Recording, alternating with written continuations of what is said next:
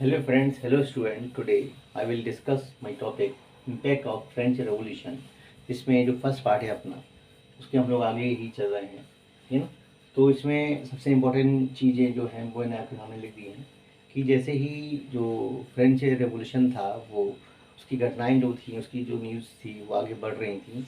उनके बढ़ने से क्या हो रहा था कि जैसे जैसे घटनाएं आगे बढ़ रही थी वैसे वैसे जो स्टूडेंट थे, जो मिडिल क्लास के लोग थे, वो इन घटनाओं को सुनने के बाद जो कम्युनिटी क्लब जैसे क्लब को बनाने लगे थे। जो कम्युनिटी क्लब वो क्लब होते थे जिसमें लोग बैठ के पॉलिटिकल इश्यूज़ पे चर्चा किया करते थे, ठीक है ना। और जल्दी ही जो शहर थे जैसे हॉलैंड था, जर्मनी था, मिलान था, वर्षा था, यहाँ पर फ्रांस की जो आर्मी निकलने वाली थी, तो उनके निकलने के दौरान उन गतिविधियों को, इवेंट को इस प्रकार से तैयार किया जा रहा था कि जब वो निकले तो वैसी ही चीज़ें उनके साथ करवाई जाएँ।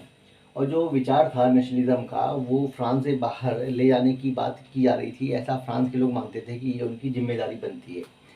बहुत बड़े क्षेत्रों में फ्रांस के, ठीक है ना, नेपोलियन का कब्जा हो चुका था और उसने वो सुधार करवा दिए थे जो सुधार ऑलरेडी फ्रांस में आ चुके थे। इसमें कोई डाउट नहीं है कि जो नेपोलियन बोनापार्ट था उसने मोनार्की को इस्टेब्लिश किया और डेमोक्रेसी को डिस्ट्रॉय किया। लेकिन इसके साथ ही साथ उसने इन चीज़ों को भी जोड़ दिया कि जो एडमिनिस्ट्रेटिव जो सिस्टम है, अगर उसको हम बहुत ज़्यादा इम्प्रूव करना चाहते हैं तो उसमें इन चीज़ों को भी साथ में लेना पड़ेगा जिससे कि वो विचारयुक्त हो सकें और कुशल हो सकें। कौन सी चीज़ों को रखना होगा? रेवोल्यूशनरी प्रिंसिपल को रखना होगा। कोई रेवोल्यूशनरी प्रिंसिपल को जब साथ में लेके चलेंगे आगे, तो जाहिर सी बात है कि इनका प्रभाव आगे भी देखने को मिल सकता है, ठीक है ना। तो ये सारी चीज़ें हो रही थी जो नेपोलियन के द्वारा जो सुधार करवाए जा रहे थे। इनको सिविल कोड 1804 के नाम से या फिर नेपोलियनिक कोड के नाम से जाना जा रहा था। नेपोलियन ने ऐसी बहुत सी चीज़ों को एबोलिश किया, ऐसी बहुत सी चीज़ों को इंट्रोड्यूस किया। उसने एबोलिश क्या किया?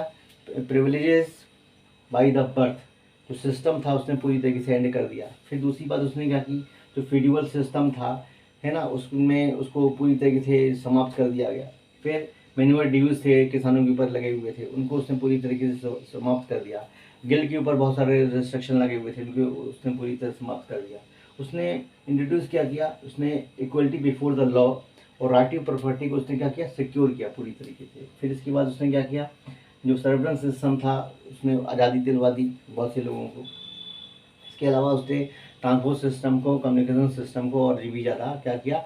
इम्प्रूव किया। ये सारी चीज़ें जो थी बराबर चल रही थी। और फ्रांस में जिन क्षेत्रों में टेरिटरीज थी जहाँ पर आइलैंड हुआ करते थे, फ्रांस ने उन मतलब नेपोलियन बोनापार्ट ने उन सुधारों को वहाँ पे ही पहुँचाया जहाँ पर फ्रांस का हिस्सा, मतलब फ्रांस का कब्जा हुआ करता था, ठीक है ना। जैसे कि बहुत सारे, जैसे डच रिपब्लिक था, स्विट्ज़रलैंड था, इसके अलावा जर्मनी था, जहाँ पर इनका क्षेत्र नहीं था बट इनके कुछ आइलैंड में इनका कब्जा हुआ करता था। तो इस तरीके से इन्होंने उन जगहों पर भी अपना नियंत्रण जो था वहाँ पर अपने इन सिविल कोड को भी पहुँचाया आगे। इसके अलावा ऐसी बहुत सारी चीज़ें होने लगी थी। जो वर्कर्स थे, पीजेंट थे, जो न्यू बिजनेसमैन थे, अब उनको एक प्रकार की नई आज़ादी को एंजॉय करने का मौका मिल रहा था। लेकिन इसके साथ ही साथ एक चीज़ बहुत ज़्यादा इम्पोर्टेंट है, जो बिजनेस क्लास थी और जो स्मॉल स्केल जो प्रोड्यूसर थे, उनको अब ऐसा लगने लगा कि ये सारी चीज़ें जो हैं वो तभी तक संभव अच्छी तरह हो सकती हैं जब तक यूनिफॉर्म लॉ नहीं बन जाता। और यूनिफॉर्म लॉ वो 3 चीज़ों में चाह रहे थे, वेट में, मेजरमेंट में और कॉमन नेशनल करेंसी होनी चाहिए। क्यों चाह रहे थे?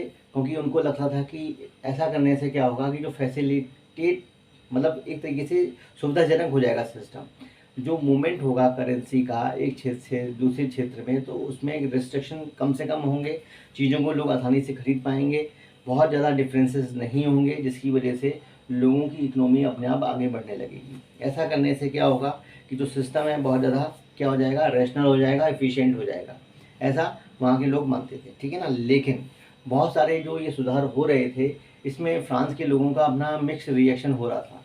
शुरुआत में अगर देखा जाए तो जो स्विट्ज़रलैंड था, दूसरे जो जगह थे, वहाँ पर फ्रांस की आर्मी का स्वागत एज ए हर्बिंगर और लिबर्टी के रूप में किया जाने लगा था। लेकिन शुरुआती जो उत्साह था लोगों का बहुत जल्दी कठोरता या शत्रुता में बदलने भी लगा था। क्योंकि जो नेपोलियन बोनापार्ट था वो अब जो ये सारे सिस्टम हो रहे थे, एडमिनिस्ट्रेटिव जो अरेंजमेंट हो रहे थे, उसको वो हाथों हाथ है पॉलिटिकल फ्रीडम के साथ आगे नहीं ले जा पा रहा था, है ना।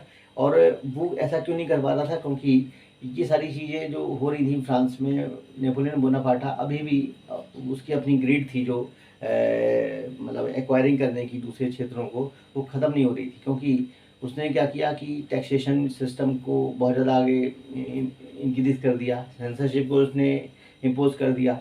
इसके साथ ही साथ उसने फ्रांस की आर्मी में लोगों को रिक्रूटमेंट जो था कंपलसरी कर दिया, जिससे कि उन क्षेत्रों को भी वो दोबारा से जीत सके जो पहले कभी नहीं जीत पाया था।